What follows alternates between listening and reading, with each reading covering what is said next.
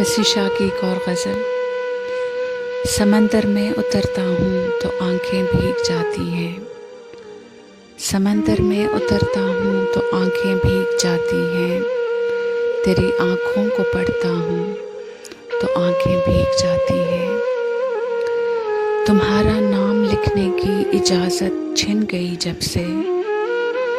तुम्हारा नाम लिखने की इजाज़त छिन गई जब से। कोई भी लफ्ज़ लिखता हूँ तो आंखें भीग जाती हैं।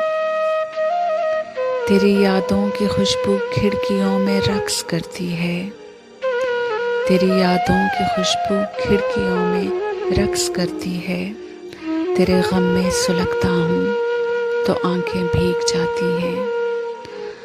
मैं हंस के झेल लेता हूँ जुदाई की सभी रस्में। मैं हंस के झेल लेता हूँ जुदाई की सभी रस्में। गले जब उसके लगता हूँ तो आंखें भीग जाती हैं।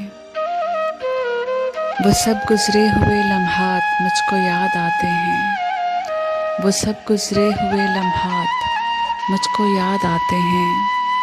तुम्हारे ख़त जो पढ़ता हूँ तो आंखें भीग जाती हैं।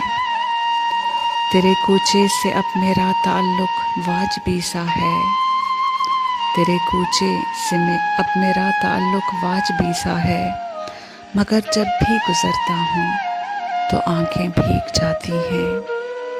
और आखिरी शेर है कि हज़ारों मौसमों की हुक्मरानी है मेरे दिल पर।